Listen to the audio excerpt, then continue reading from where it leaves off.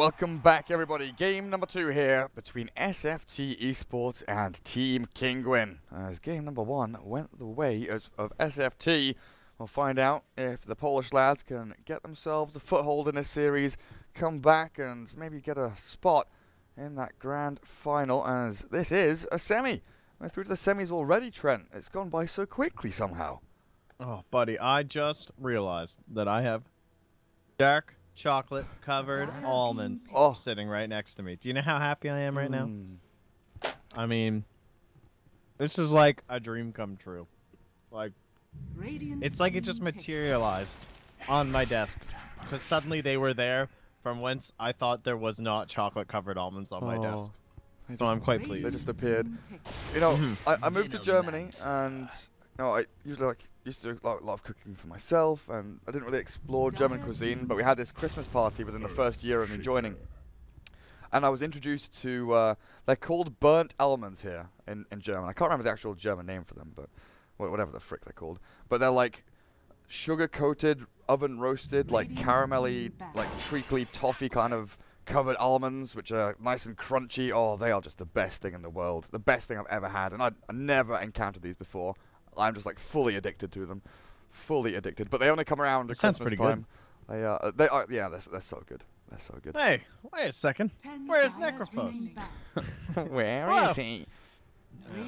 So you started with an early ancient apparition, and this way your opponent can't really pick the Necrophos. Kind of leave it in the pool for yourself. All right, SFT, you've lost your Monkey King now. Is Team Kinguin also going to ban the Arc Warden? Dire team ban. Find out, and they will take care of that Necrophos too, because they know they can't pick it, so it's a good choice. I have a feeling they're probably just going to ban the Arc Warden here. I can agree with leaving it to the second phase. I was being a bit facetious in saying first phase ban them, but oh no, oh jeez. Okay, now I'm not down, not down. Ban the Arc Warden. It's being left in. And so is the Viper. They can go for the double threat, the Viper Venno here. Oh, SFT, please. Don't do it to us. Earthshaker, Venno, AA Clock. I feel like I prefer. Great Rubik game. Oh yeah, you're right. For team, well, for both teams, right? No, right now SFT. Ah, damn. Okay. Well, I liked it better for SFT because of the aura up against Ancient Apparition and also stealing and dealing with Clockwork. But you're right. It also is very good for Kinguin if it wasn't for the fact that, like, assuming the Clockwork is going to be a support now. I guess now we know the Prophet, but. Oh well, it wasn't to be. I do prefer the 2-hero opener, and I guess I prefer the 3-hero opener from Kinguin here, with hookshot, cogs, ice blast, the global, the pushing pressure from Prophet. You're able to force your opponents, you know, from one side of the map to the other relatively easily, and then find pickoffs. They need Void here. Yeah. Yeah, you're probably right. If you don't pick it here, it's going to get banned, and then you have no way of killing on this Ember. Yeah, exactly. You've got no way of killing him. We saw this. The mid 1 Ember was impossible this morning. But then even with Void, you're dealing. Now you've said that, I'm thinking about this. I love the Bane pick. Then it seems so good.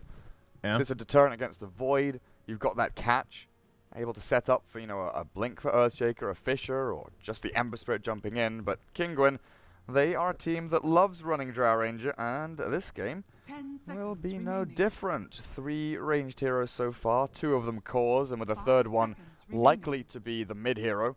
Have another ranged hero there. SFT, what are you banning? The puck? Is that what you look towards? What about Death Prophet? Well, I think that would be really strong. Something with a silence or a stun. Dire team ban. Puck is there goes the puck. Removed. That's definitely the default one. There's no question on that. But I do like a Death Prophet pick for Kinguin. What are some of the other options here? Shadow Fiend against the Ember seems pretty good. SF overall seems decent for Kinguin, but I've not seen them play it, to be perfectly honest.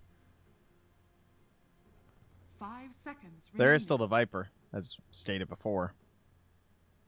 Oh yeah. That's actually pretty good. You can just shit on this Ember. Yeah, that sounds alright, actually. Take the Viper. What about SFT? Yeah, we kind of have a general idea as to what this idea should be for Kinguin, so we can kind of figure out what SFT want to do. Should be, I guess, a safe lane hero. I think this is probably an off lane Venomancer at this point. I was assuming the same thing. Not a huge fan. I'm with you on the off lane and Necro and Veno kind of dissatisfaction. It's not dislike, it's not hating, it's just not the best, right? Yeah. Not the best. Well, SFT, what else have you been running here? What are you going to give Illidan? There's no CK, there's no Necro. Anti-Mage is out there, but against a Drow Ranger lineup, you're not going to be looking towards that. Wraith King is something that they've run before against a lot of aggro heroes. Nequa Broodmother's still in, though. Oh. Ooh. They'll probably have to ban that for Kinguin, I think. You're absolutely right, aren't you? Yeah. That's what they are pontificating at this very moment, Trent. I think so. Thinking. What is scarier? Because I was thinking, like, is there any other offlane hero that could, like, or, like, hero that could replace the Venomancer in a sense of, like, okay, so, like, what's, you know, what can really win this game out of the offlane? Because they need something to, I was picturing, like, wave clear or deep push and things like that, but the split push option of just the Brood is pretty gross. Very hard for them to handle right now. God, this would be such a free Brood game, actually. With the Ember Spirit 2 on your team, seems good. You're into that, Brood Mother. Yeah, very much so. A little bit too much there. Just Trent. a little bit. Just a little bit. Dire team pick. Oh. Uh-oh. SpaghettiOs. Still That is a open. hero that gets out of cogs, though, so it's understandable. Also one that's very good against, like all of these, right? Out of cogs, out of sprout, out of cold feet, manta away from gust, gap close onto drow. Radiant team pick. Final pick is Pugna. Hello, Lanisha Pugna. This is... Okay, so we have to figure out what our lanes would be, though. If we send the Broodmother down into the drow,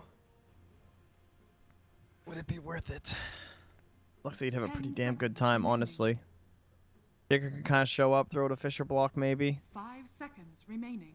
You could also safe lane the Ember and Pugna. I've seen Brood versus Pugna, and Brood does very well. The only problem is the Pugna fakes. If the Pugna, it basically comes down to a little bit of RNG, right? You start like faking Nether Blasts and stuff, but you can move the spiders pretty quick away from Pugna. The mind games. Pugna's also very, very squishy. So if you go for that, you know, Blightstone into Soul Ring build, which we saw from Ame during the Chinese qualifiers, he literally bought Bloodstone as his first item as he was going to lane at level 1.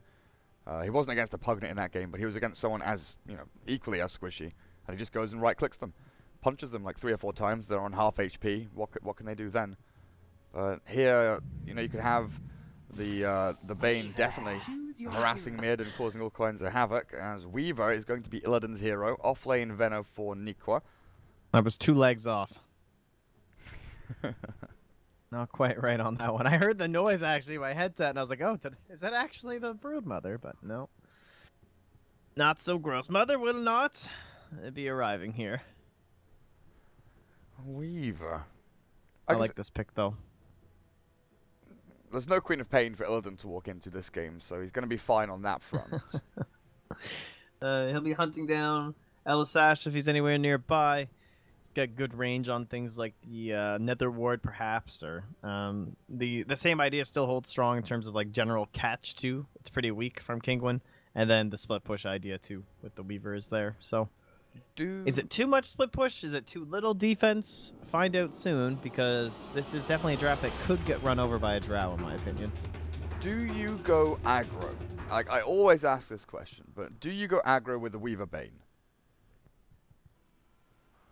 Veno against Clockwork, then you have Weaver Bane, and then maybe a little bit of help from the Earthshaker. It doesn't look like they will. They'll just go standard lanes. Yeah, I would have been okay with that. But yes, the Shaker who's running and gunning here with the brown boots. Trying to get these wards down. Block the small camp. That'll be it. And nothing so far from Kinguin. Well, there's one observer ward over on their side of the river in this middle lane. think I'm most interested to see what Peksu does on his Bane. Not really much to set up for, but a Nightmare into, you know, a Fissure and a Swarm really can set up for Illidan to do a lot of damage in this game, especially in this laning stage. Just third pick Bane after Clockwork and AA. Interesting pick. Yeah. Maybe they were just guarding the potential Faceless Void, I guess, was one of the better reasons to have it. Yeah, it does feel like it was going that way. Well, this Bounty Rune is being heavily guarded here. Keep the Drow alive, take the Bounty Rune, as they are spinning around in circles near the trees. But there won't be a contest this time from the Radiant as they fall back to block up their waves. Fissure there to give the Venomancer a bit of a better time. Cancel not quite going to get in onto Thompson. A very common move we see from these 4-roll heroes, or even a pair of supports just moving along this ridge to kind of catch the mid laner as they come across after claiming their Bounty Rune. Do a bit of chip damage. Burn through one of the regens, one of the tangos. But it, for now, will be a straight 1v1. Pugna against Ember. Ember not going to be happy with this, even with the poor man's shield. Will struggle as Pugna is one of those really heavy lane dominators. Starts off with a decrep, but a little bit of a missed time there, it feels like. Now feels the pain as this Flame Guard from Thompson does a decent amount of damage back onto the Pugna. Top lane, battle kicking off. Cogs traps in Nico, but more importantly, pushes ST back. They kill off one of the Cogs though, and the body blocks the final hit. Elder Sash clears him up. That was close. Well played to get him out, to get the Veno out of the Cogs, but the damage was there. You really can't sleep on that level 1 Chilling Touch, man. It's a small part of AA now compared to how it used to be. He goes back over and he goes, well, what the hell? That's the worst feeling as a support, man. It's alright, though. He's going to get back in time to grab this camp. Hold on up there with the Satyrs, too. So if you do it right, if you get a little bit lucky with the creep aggro, too, lasts a pretty long time. Pulls the whole wave into that Satyr ore is pretty handy. Clockwork just chases the Earthshaker back up to top. Yeah, just get out of here. Throw the Fissure in, looking for the block there onto the Drow Ranger, potentially for a bit more damage, but I won't land it as this pull. Well, at least Ashi's gonna get it. Oh, yeah. Oh, another great feeling as a support player. The last hit on the big tree. 73 gold. Do you know how much money that is as a support? That's like insane. Oh. It's your monthly wage there in 1 second. Yeah. That's one less player yelling at you for a ward. That's what that is. Good Fissure throws stops it a them. Gale to save his life. Yeah. This mid lane battle between Thompson and Nisha is a lot closer than I expected. Thompson is losing out on the regen battle though. Close to his bottle, but not close enough. Oh, the blast misses. Yeah, he's in the danger zone now though. Once Pugna hits level 3 and he is the second point into the blast, things get very scary. They sure do. ST, oh, this is a hasted Clockwork. Battery Assault in 4. He's not got enough space or time as Nature's Prophet killed off Bane with the Nightmare Brain Sap, and yeah, Swarm and Chikuchi looks like that's all they needed to kill off the Nature's Prophet. And I guess Nightmare's a pretty good tool at just cancelling out a TP top lane though. Nikwa trapped in the Cogs again. Cancel there, not gonna die to the tower, but he dies to the AA. Hey, that's just way faster, dude.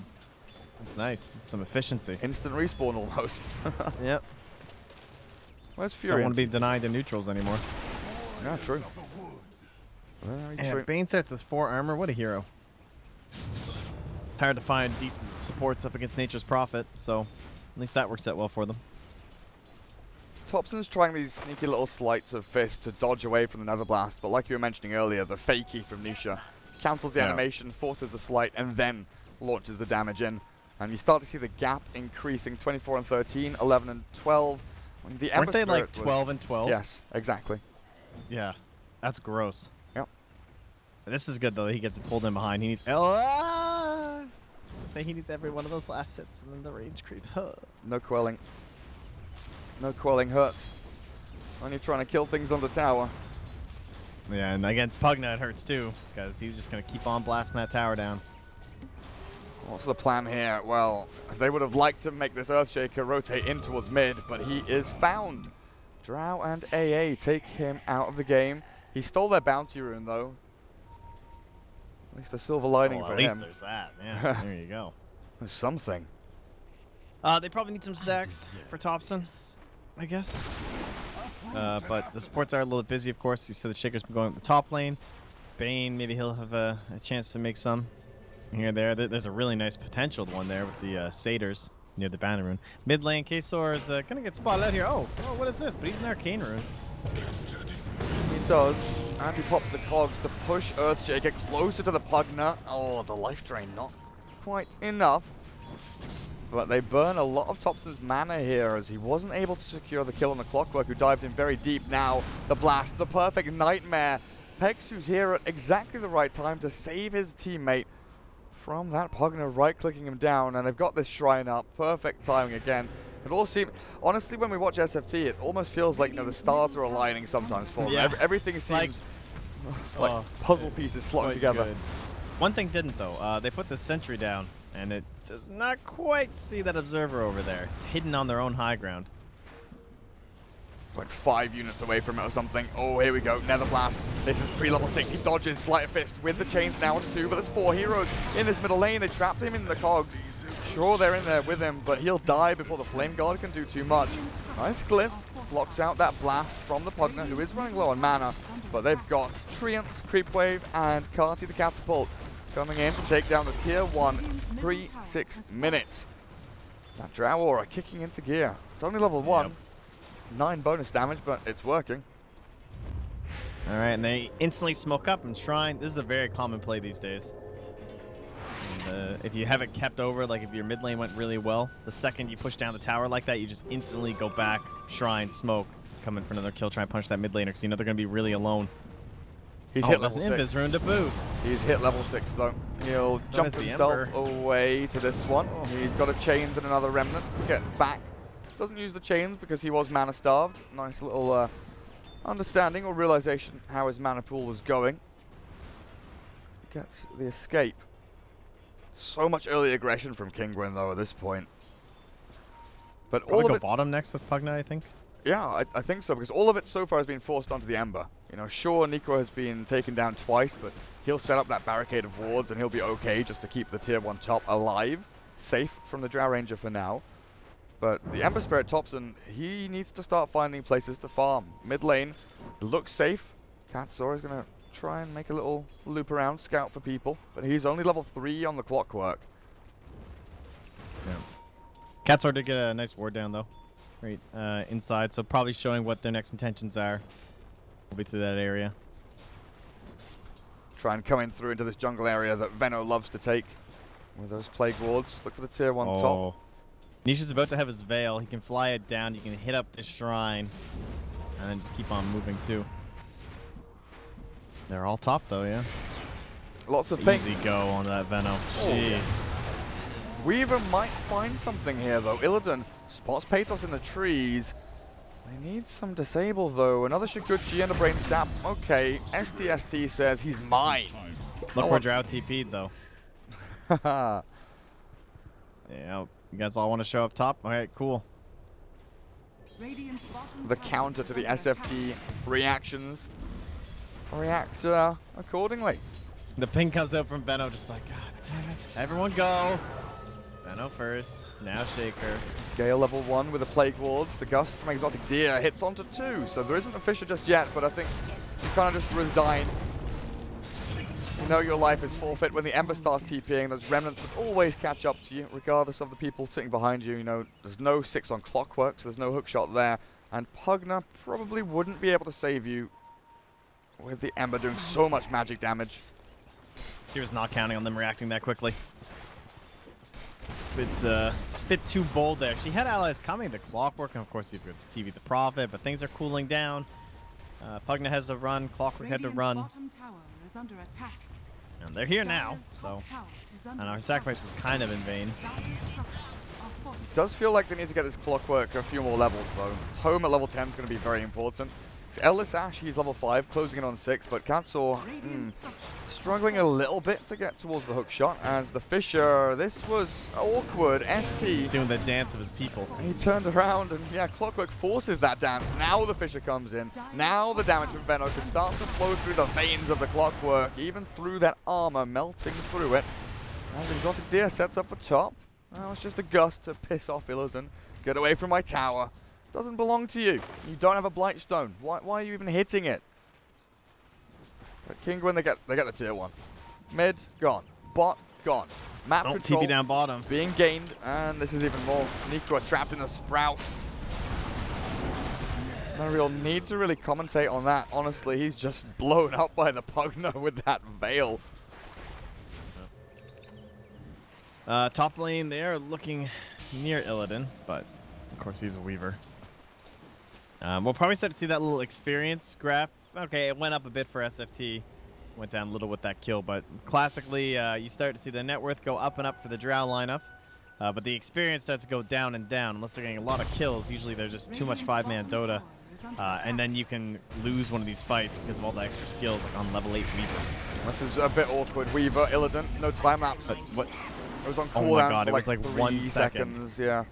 Down to 1 second by the time he died. Venno in trouble now. Good Fisher from ST, but nothing to cut through the trees. Nikwa has no tangos, no quelling blade. The Sprouts are working out from Kinguin as they find 1 and 2 and looking for 3. Nisha learning to count here with the Pugna. Blast into life drain, kills him off. The Courier might be next. In comes the Tome of Knowledge. Pexu takes all the items.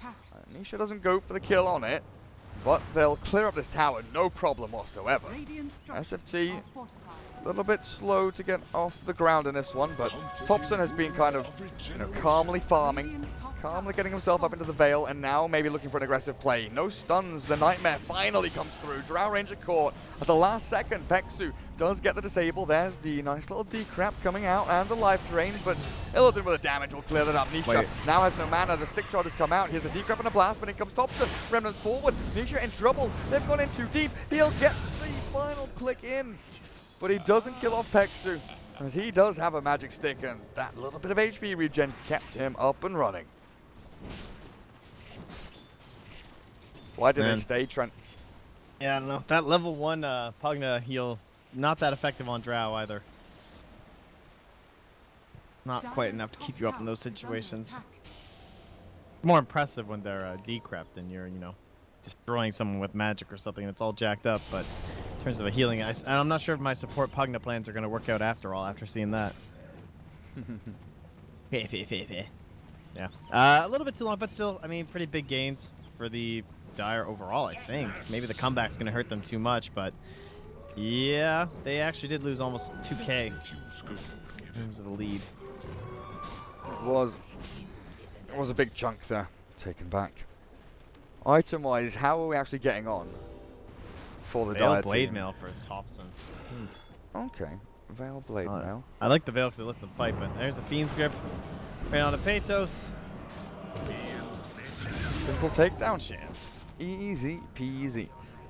That's the great thing about Bane, as a 5-role support, I think we touched on this earlier today, or maybe yesterday, but the ability just to kind of walk into the enemy jungle, and because you're a 5-role, not really care about dying, but you've got 2 disables. You can Nightmare one, grip the other. You hold them in place for heroes like Ember, like Weaver, with high mobility, with the kind of chance to get across the map and look for these kills very quickly. You're able to set up. Speaking of looking for kills. Oh yeah, hello. That is the best Echo Slam ever. We talked about this the other day too. If you guys haven't seen Ice Vortex and Pugna before, welcome to the show. It's called Quick Death. Lord. There are lots of words for it. Illidan has to time-lapse back off that Nature's Wrath damage as they've got the global power up and running. Elisash, of course, has hit 6. So has Clockwork, thanks to the Tome, as the Weaver spotted. Hook-shotted, trapped in the cogs now. Illidan dusted, but in comes the Ember, clearing through the HP of the Clockwork. Now Thompson runs out of mana, but the Nightmare onto AA slows things down. But threw a lot of his HP with a nice little brain sap there. But Netherward, hey, it does deter SFT from going for anything further. But in the meantime, Nikwa is having this wonderful PvE experience. He's bought himself a Quelling Blade, learned from his mistakes, no longer will be trapped inside Sprouts. Hand of Midas up. Level 10 is coming. TPs himself away, and he successfully gets back to base. By the way, Mr. STST, he died in 0.86 seconds. Just had to double check. Oh, really? Yep. That was the math on that. From the very first bit of damage. Depressing. I'll take that. That's very sad. Yeah. Are they going to be able to win this game, I wonder, for the Dire? Are they going to be able to hit their timing fast enough? I'll take that. 15 minutes. I think usually around, like, the first Roche is kind of how I tend to assess Drow strats. See exactly when they're getting that, how likely it is, are they itemizing towards it. But this tier 2 mid is also looking to go down here, and that's going to help a lot for the Roche. I would like a Solar Crest on my Nature's Prophet in most games, but I can see these building into the Orchid, which obviously gets a Weaver and an Ember, is designed to try and solve some of the control issues that they're going to have against this draft. And oh, maybe this Ember, speaking of which, he's going to be able to jump. Oh. Drow's bottom lane. I thought maybe she was already in this engagement. It's been running for a while now. That Shadow Blade. Was Illidan catching this? Diffusal Blade. Damage. No stuns. Fisher was coming from ST, but he was just a little too far away. Moving swiftly. Pexi was almost there too. Yeah. He's about 900. Closing in. Wow, were they chasing this? Thompson wants in. Pugner turns back to battle. No more remnants here, but with a Fiend's Grip. Perfect disables the chase from SFT. Spot on as they take down the little green skeleton man. Now Illidan. Oh god, he wants more. Diffusal Blade on Elisash. Oh, that's so much damage with the Gust back from Exotic Deer. They're trying to keep him at bay. No Orchid yet from Furion yet, surely no. Still building in towards him, but Illidan's diving. Oh, another Diffusal Blade. He is hungry for kills. Another hit uphill, and well, a time-lapse back. As a sentry down, he's going to have to try and run this one off. It's dangerous work as the dust comes out from Kinguin, and he pays with his life. Alright, that was pretty sweet that he put down the sentry before he died. That's a nice screw you moment from your support. Oh, was that the AA? Yeah, he placed it right before he died. He turned around and threw it down. Nice. Yeah. Revenge. Very much so. And there will be more dust now delivered for Katzor there. Alrighty, so building in towards that Orchid, Pechos is getting close. But I'm not feeling it. I'm officially declaring this game done. The Drow Ranger strat is on.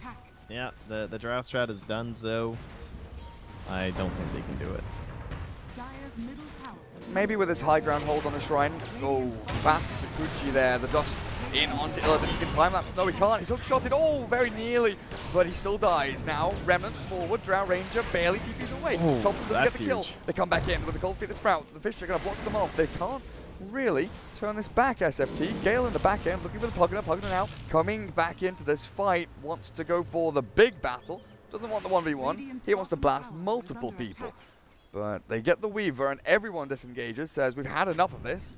We do not want to engage anymore. Our Earthshaker needs to farm his Blink Dagger, and Illidan needs to stop dying in silly places.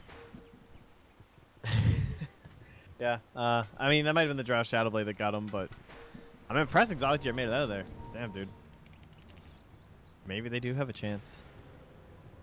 Just maybe. Maybe. I don't know. I still don't really feel it.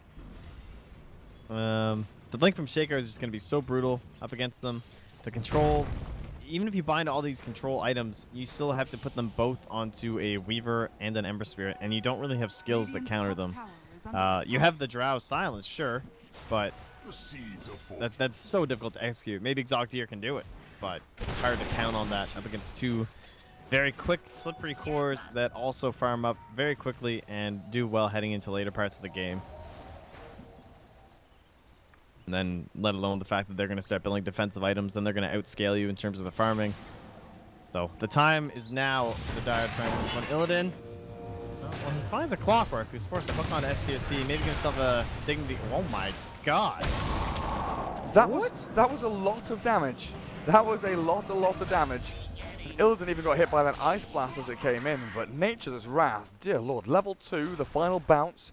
Kills off Earthshaker. Now they look for Nikwa. Did 529 damage. TP. Nikwa, is he okay? No, he certainly isn't. How much damage, Trent? 529. That's such a weird skill sometimes, man. You would think that that shaker was veiled or something. That must have been the last hit. Yeah, must have been. 529, level 2, across the map. Absolutely huge. Boom, there it goes. What? Are Yeah. you applying drought ward to this thing now or something? Like, what Hey, is that? It's a ranged hero with a ranged skill. That give must be how it works. Give it some drought ward, you know? Let's pump it up. I guess the good thing God, here... he just exploded. That's half your HP. How is that fair? It's not. How is this balanced? How is this balanced? I think the great thing here about the Kinguin lineup is that they are still able to some extent, pull SFT from one side of the map to the other. I think Pathos has done a pretty good job at that. You do worry, though, as Ember and Weaver start getting up and running, and once Bane has an item, like a Force Staff, which he's building into, the Bane will start, you know, hiding in these trees, waiting for the Prophet to start split pushing, catch him, and then SFT go and try and take the big team fight elsewhere, you know, forcing buybacks and stuff. But for now, Prophet's kind of moving people around, baiting them into positions where maybe they're not meant to be, and Clockwork and AA very good at exploiting that with their long-range artillery. Catching people a little bit off guard, but... I just worry about their progression when Weaver and Ember, neither of them have bots. And somehow the progression is still this stalled. Also the high ground potential, right? Like how does Kinguin end the game? Like sure enough, this mid game they can pick off, they can split push, they can play the whole ping pong table tennis game from left to right, up and down, and drag SFT through the mud. But you need. They needed well, this is important though. They're getting the Roche before the blink's done on Shaker, which I wasn't sure was going to be possible because it didn't look like they were able to get the space for it. But they've done that now. And then when they do go high ground, there is the Pugna Blast. So if Shaker messes up on a dunk, then they could just have Nietzsche running up and throwing his ulti over and over and over again. Or not his ulti rather, but his Nether Blast, and then having the ulti to back everyone up. Back everyone else up is also going to be very important. They see the Shaker blink and they saw the smoke. Tired here, guys. Yeah, you're fine, don't worry. Radiant's top tower. I thought that was going to be a bit closer though. Shaker got his blink and they had a smoke and they were looking to angle towards the pit, but it looks like they wanted to try and make a play straight after as the Dire maybe group up to Shrine, or they group up to try and 5-man down a lane. Just it's those things that was 5 seconds different. If that had taken 5 seconds longer for Roshan to fall, if that Observer Ward wasn't there, if SFT had gone the other way with the Earthshaker blink, maybe they contest, maybe they find a fight around it. But Kinguin with the good timing, get the Roshan done. Aegis on the Drow. Pugna still a little bit squishy, but he's quickly moving in towards his Aghanim Scepter, about 750 gold away from it. And then we see the real big nasty damage come through as that cooldown is removed. And he'll have Veil, level 4 Vortex from the Ancient Apparition. Who is going to survive through it? Absolutely no one. That is for sure.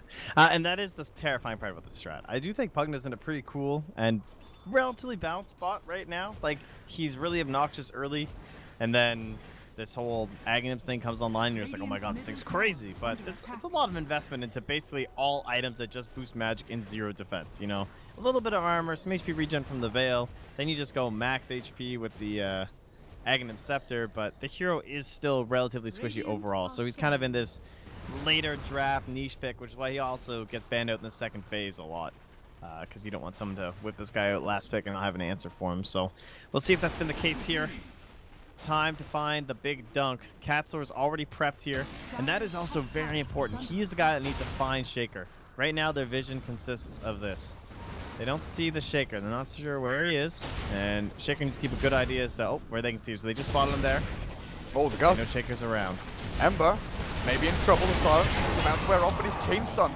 That Ice Blast on his head. Exotic Tear, the nice Blink Echo with the Fissure. Illidan needs to get the job done though. Get in there with the damage. Exotic Tear taking out the Aegis is now removed. Venetia, Pathos, they turn back onto Illidan. He has a Scoochie, but he's burnt down. He's killed off. There's no buybacks from the Ember or the Earthshaker. Weaver has returned to this game, but Kinguin very, very healthy as they take the tier 3 low, force the glyph. Illidan looks for the Nether Ward, but it's decrept up, and Nisha keeps it alive with that DD rune, turns back to silence. Nightmare keeps Illidan alive, at least for a little bit longer. Has to Shukuchi away, force-stabbed out, I think there by Nikwa, but they're losing their racks. The double damage, Nisha, Pugna, ripping it to shreds. That's the first one. Melee gone. Kinguin, they retreat. They got what they came for. And with this final Ice Blast landing in, Nikwa will be a little bit annoyed with it, but he'll still hold the line. Very nicely done. I mean, there's no doubt they're running like low on a window there. If it had been like 2 or 3 more minutes and you don't get that, that's when like these bots have just come online for tops and he didn't get a chance to use them to like start the split push, and they're able to find their way into this lane, right up to the buildings, and then blow up a couple key targets right away too. So excellent use of the Aegis. They get the first Aegis and then first melee racks down relatively early, which means now we just start aiming for that second Aegis and the cheese to try and grab the second racks and hopefully close out the entire game. Best part is they got one of the side lanes, pretty important, so now they can start pushing in that top lane once they have the Aegis and the cheese, try and spread the D, push for the victory. Also getting shrines is just so easy with Prophet. Treants versus wards. It's actually so dumb. A little StarCraft game going on in the Radiant jungle. Oh, here we go again. The macro's coming through. Oh, what is this? There's a player here. It's cheating, I'm sure. Yeah. Unacceptable. Bringing an Ultralisk to a Hydralisk versus little Zealot or Zergling fight. That's illegal. Surely not allowed. But as you said, since bottom lane is going to naturally be shoving in towards the ranged racks, Topson tries to clear as much as he can, but this absolutely massive army of Kinguin, a bunch of Treants, they'll have the Nether Ward down, they're going to start shoving in. Pugna's a little low on mana right now. Be going high ground. I don't think that's the plan. Oh, if they get a big catch here though, this would be huge. Drow Ranger, Clockwork in onto Earthshaker. Great hook shot, forcing Illidan to pop his ulti as well. In the meantime, Ember Spirit with his Blade Mail running on forward, trying to find Patos, but look at that damage into Venno. No ulti just yet from Nikwa, and Topson kills the Nature's Prophet, but this is the Fiend's Grip onto the little green man. That's the problem here for Kinguin. Turns back with a life drain, but he is sapped down into the ground. Though. Topson, what the hell is he up to? I don't know. He used all 3 remnants chasing that Prophet, got the kill, but then he dies to the silence. The defense is made, though. Yes, that is true. They do get Cat Sword too, so that'll end up being worth in the end. It's about a 2k swing. It comes out to exactly 0 on the Dire. Really? Do you have this right now? Did you get the fight recap? No, I didn't. It says... What on earth? It is too. It's exact... No, that can't be right. Is it really? It's exactly 0. Wow, what are the odds? 247 gained for the Ancient Apparition. 66 gained for Clockwork, 213 gained for the Drow, and then 278 loss for the Prophet, 248 loss for the Pugna. It adds up. The math is good. It's 0. It just says gold. It's 0. Wow. That's pretty funny. And then it's 1902 gold for the Radiant. Nice. And a lot of experience. 5,128. A lot. Yes. So what does that give us? One word. A lot. The animal. Yeah. The big furry animal. The big furry allot, yes. I sent you a screen cap just so you can enjoy it. Thank you so much. You're welcome. Can confirm he sent me a screen cap where it says 1,902 for the Radiant, 0 for the Dire. I just like, it looks so lonely, just the single digit. Just 0. It would look better if it was like negative 300 or something, rather than a 0. No. Bottom racks, it is dropped by a creep wave. Not really a big worry, it was just a ranged one. But all of that money that came into the Radiant team, where is it actually being distributed to? There's a gem over on the Bane. He has put the Force Staff to the wayside for now. Weaver, BKB in about 200 gold, but Illidan slipping in accelerationless farm, of course. Difficult when a Drow Ranger lineup is just shoving into your base. But Topson's doing reasonably well. He's got now, I believe, a plate mail, yeah. He's got the plate mail. He's moving into a Lotus Orb to try and get that silence off of him, which is really obnoxious when you're being gusted and hit by the Orchid, and you don't necessarily want to buy a Manta style. They've done a great job focusing him during all these fights. Oh, speaking of which, here it comes again. Shadow Blade into Orchid. And with the hook shot as well, he will die. And he will be dead for a full minute as he just bought the plate mail, so that means no buyback. High ground defense time now for SFT. Venom ulti, 10 seconds until it's up. No Plague Wards down just yet. The Fisher will try and hold off this marauding mass of Treants. Trying to get up onto the tier 3. Illidan has used his BKB. The creeps weren't even here yet, bro. Gotta chill out, man. That's a classic Illidan move. Thinking. A little bit of a misclick. And now, the high ground life drain from Pugna. Someone get this Pugna on the high ground. Oh, I don't know if he was at the right angle, but Nico has a force staff. Radiant's middle tower is under attack. Because like when Jakiro comes up and he tries to throw the fire onto your tower, you aggressively force staff him. You can do the same thing to Pugna. I'm gonna back away now. Get him on my high ground. Oh, he went for the 200 HP though. I mean, I guess most Venos do, but he doesn't have the plus 150 cast range, so it can be a little harder to do it. Ah, yeah. Offensive force staffs are the most underutilized skill in Dota 2. My official opinion. They're so hyped when they happen as well. If you notice it happens. I think it's like Universe just plays clock and suddenly he can offensively force staff, but anyone plays any other hero, it just like never gets used. Smoke out. My personal favorite, I think this happens like once every single Dota game I play, is whenever you're like ahead in the game and I always play support, but I place the ward up on their high ground and they come to de-ward it and you just force staff them down. I swear to God, that's won me so many games in Dota. Like, it's how you break the defense every single time. Some idiot walks up like, oh, 300 gold. So good. And then you send them down. Do recommend.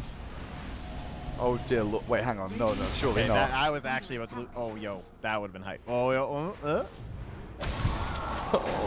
They catch Thompson. Can they kill him? Remnant away means that the answer is no. No, they cannot, but like you see right there, like we don't even have to say anything, but Illidan down to, what was that, like a third of his health, a quarter of his health? Yeah, a little less, I'd say. Yeah. It's crazy that when he time lapses, the target stays on you. That's hilarious to me. Like, what an absurd skill, and now he's just getting just rush. I love the hand animation that comes with it. Come to me! He's like doing a little dance, isn't he? Swaying with emotion. It's amazing though, because it looks so good right now. You're just like, oh, this is insane. Like, how did this happen? But then, if you don't get that first Rax down bottom, this whole strat can just fall apart if it's not done soon enough, you know? Every wave could be like here right now or something. But just that little bit of an offset helps so much. Yeah. And getting yourself into that second Roche, having this Aegis and Cheese. Aegis on the Pugnas, he's going to be the one who will be approaching the tower the closest. I think that makes sense. Close to 2,000 HP now, and is that a full BKB? Oh, it's not just one, it's two. Two BKBs, Aegis and Cheese. Sounds like a good combo from KFC or something, honestly. Radiant's top barracks are under Drow attack. Ranger and Pugna pick up their fresh, fancy new items. And away they go, down the mid lane. Let's look for this second Rax. And potentially look for the game here. Illidan, do not press your BKB button too early, my friend. Also, you might want to upgrade to a Diffusal Blade, but he's holding on to buyback for now. Has to be careful with a gem on Capsule. They can see him, and with Life Drain continuing to hold the vision of the target as long as he's in range. Very, very difficult to get away from it, even if you are high ground and think you're inside the fog. Illidan up on the front lines, Nico at half HP. Ice Blast flies across under his head, but the Blink Echo catching the Pugna, down goes Aegis, cold feet, takes down ST, Earthshaker's gone, and Thompson, silenced and in the trees. Can't really move around too much. They're bound to pick off on the Bane in the back, and Illidan still running around alive. The Remnants now fly forward as Thompson clears up the Ancient Apparition. The buybacks starting to flow through here. AA buys back as well. Fisher starts things off. Searing Chains with Sleight of Fist catches out onto Nisha, but Illidan is so low HP, he can't go in. The Life Drain back onto the Blade Mailing Ember Spirit does a bit of damage, but it's not going to be enough to clear up the second life of this Pugna. He he regens up so nicely as well. Off the creeps, Yep. he goes into full HP, blasting away and life draining Nikwa. Illidan low HP, Thompson decrep his life going down as Snap of the Flame God is burned. Ice Blast flying through, but not quite going to clip onto him. Oh, they're doing a great job here, though. The fact that if you have to burn the Echo to get the Aegis, you've probably lost. And it's just not working out right here for the Radiant. And the BKB is done. Nisha standing tall here. Building's not. And they have the cheese on the Drow still. And a BKB. Well, if SFT wants to go, they'll go now. Elisash trying to draw them away from his team. He bought back, but he will still force himself into the enemy as the Cogs push Illidan back a touch there. Second time again.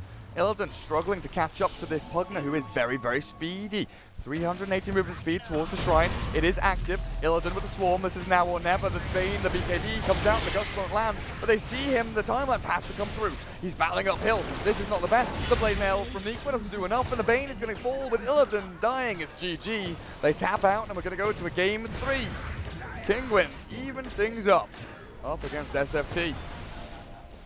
Stellar execution. Kind of looked like last game for SFT. Had a game plan, followed it through. Pugna last pick was a very smart call. Gave them that easy way to burst down those earliest of structures. And the rotations in the early game were super important too. I thought they maybe lulled a bit during the mid game compared to most of the more successful draft strats we see. It was like from, I don't even know, maybe 12 minutes or so until almost 20. It was pretty even on the net worth chart. Like, it was getting a little bit worrisome, but they got it done with the structures. Got that first high ground, which is the hardest one to crack, and carried it through from there without really losing all too much. No big impact from the Venomancer, the Earthshaker. The Bane had a couple key moments, but they just weren't really typical heroes that are good against the Drow strat in a lot of ways. They needed that Coddle or something that could actually clear the waves a little bit better. Yeah. But that's what happens when someone picks a good Drow strat into you. They kind of saw that weakness that was there. Absolutely. Now, moving into game number 3. I'll be interested to see. Monkey King, first phase pick. Let's go. Let's have the Thompson Monkey King first phase. Okay. Okay. Well, in just a few minutes after this break, we'll find out who from these two teams, SFT and Kinguin, find themselves in the grand final for the ESL One Hamburg EU qualifiers. They've knocked out OG, Tuho, Mouse, and LGB. SFT and Kinguin. 1 game separates them from that best of 5. Coming up shortly. We'll see you then.